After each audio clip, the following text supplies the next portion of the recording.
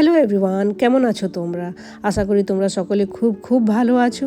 আমি মায়া, আমি তোমাদের ওয়েলকাম জানাই আমার নতুন একটি ব্লগে। আজ দিনটা হলো মঙ্গলবার, বাজে এখন ভোর 4টে। আজ আমরা যাচ্ছি একটু ডিএমভি অফিস, আমাদের লাইসেন্সটা রিনিউ করাতে হবে। এবছর জানুয়ারি মাসেই আমাদের লাইসেন্সটা এক্সপায়ার হয়, তখন আমরা ইন্ডিয়াতে ছিলাম। ভাগ্যিস এই হোটেলটাতে 24/7 কফি প্রোভাইড করে। এক কাপ কফি সকালবেলায় না পেলে হয়, ঘুমই ভাঙবে না তো বিনা কফি চায়ে। ডিএমভি অফিস খুলে সেই সকাল 7টায়, বাট আমরা 4টার সময়তে এই জন্যই যাচ্ছি কারণ ডিএমভি অফিসে আজকাল খুব ভিড় হয়। গতকালই মানে আমার এক বান্ধবী তার মেয়ের লাইসেন্স করাতে ডিএমভি অফিস গিয়েছিল।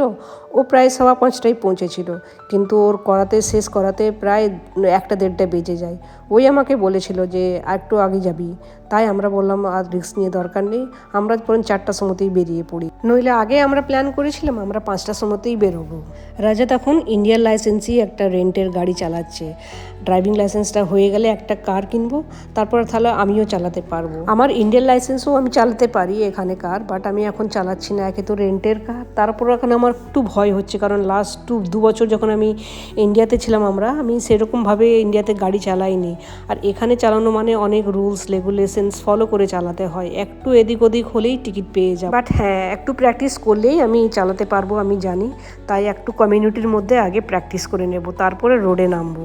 এই দেখুন আমরা ডিএমভি পৌঁছে গেছি, 4:20 বাজছে এখনও কত অন্ধকার। আর এসেই দেখলাম অলরেডি 4 জন লাইনে আছে, আমরা 4th and 5th হলাম লাইনে। যাক, এইটুকু শিওর হওয়া গেল যে আমরা লাইসেন্স পেয়ে যাব, আজ আমাদেরকে বেশি ওয়েট করতে হবে না মনে হয়।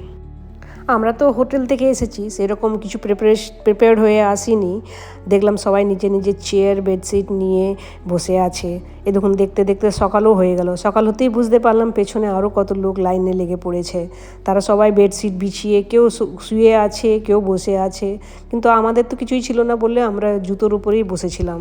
কতদিন পর এইভাবে ভোর থেকে যে সকাল হওয়া দেখছি, খুব ভালো লাগছিল বাইরেটা। আজ মেঘলাও করেছিল, মনে হচ্ছে যেন বৃষ্টি পড়বে একটু পরে। মনে হচ্ছে নয়, সত্যিই বৃষ্টি পড়তে শুরু করলো। আমরা যদি আগে ওয়েদার অ্যাপটা দেখে আসতাম তাহলে হয়তো ছাতা নিয়ে আসতাম। বাকি লোকেরা দেখছি সবাই প্রিপেয়ার্ড হয়ে এসেছে, সবার হাতে ছাতা রয়েছে। তো আমাদেরকে গাড়ির ভেতরে বসতে হলো, কারণ ভিজে গেলে তো আবার ভেতরে গিয়ে এসিতে ঠান্ডা লাগবে। বাইরে তো সেরকম ভিজতে কিছু মনে হচ্ছিল না, বাট জানি ভিজে গেলে পুরো ভেতরে এসিতে খুবই ঠান্ডা লাগবে। তাই আমরা কারে এসে বসলাম। ভেতরে বসে আছি, কিন্তু জায়গাটা নিয়ে বড় চিন্তা হচ্ছিল। অনেক সময় মানুষকে বলে আসে, আগে পেছনে যে থাকে তাদেরকে বলে আসে, বাট আমরা কাউকে বলেও আসতে পারিনি। তাই রাজাতে একটু পরে গিয়ে নিজের চপ্পলটা রেখে এসেছিল ওই জায়গাটাতে। এবারে বোধহয় ভেতরে যাওয়ার টাইম হচ্ছে, কারণ দেখলাম ডিএমভি অফিসার বাইরে এসে রুলস অ্যান্ড রেগুলেশন বোঝাচ্ছে, তাই আমরা কার থেকে বেরিয়ে এলাম। এরপর আর সেদিন কোনো ভিডিও নিইনি, কারণ ভিডিও নেওয়া ওখানে অ্যালাউড নয়। বাট সেদিন আমাদের ভালোই লাইসেন্সটা হয়ে গিয়েছিল। 7টার সময় অফিসের মধ্যে ঢুকেছিলাম, প্রায় 8:30 হয়ে গিয়েছিল বেরোতে। আর রজত আরও 1 ঘন্টা লেগেছিলো, 9:30টার সময় বেরিয়ে এসেছিলো। বাট হয়ে গিয়েছিল বেশ ভালোভাবেই আমাদের লাইসেন্সটা। যখন আমার রিনিউয়ালটা প্রসেস করছিল অফিসার, তখন খুব ভয় লাগছিল।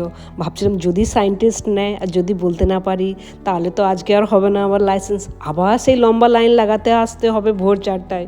খুবই ভয় করছিল, বাট সব লাকিলি হয়ে গিয়েছিল ঠিকঠাক। সাইন টেস্ট হয়নি, জাস্ট ভিজন টেস্ট হয়েছিল, ডকুমেন্টস চেক করেছিল আর $20 ফিস নিয়েছিল, দ্যাটস ইট। লাইসেন্স রিনিউয়ালটা অনেকের কাছে সেরকম বড় ব্যাপার নয়, বাট আমরা যে এই ইন্ডিয়া থেকে ফিরে এসেছি, আমাদের এখন অনেক কাজ বাকি, ঘর খোঁজা বাকি, বাচ্চাদের স্কুল দেখা বাকি। এইসবের মধ্যেই লাইসেন্সটা যে হয়ে গেল সেটাও একটা বড় কাজ, সেই জন্য একটু মনটা হালকা লাগছিল। মন নয়, এবার পেটও হালকা লাগছে, প্রচণ্ড খিদে পেয়েছে। সেই তো ভোরবেলায় বেরিয়েছি, পেটে কিচ্ছু পড়েনি, সেই 1 কাপ ব্ল্যাক কফি খেয়েছিলাম। তা এখন খেতে হবে বাইরে, হোটেলে আর পাবো না, কারণ হোটেলের ব্রেকফাস্ট টাইম ওভার হয়ে গেছে।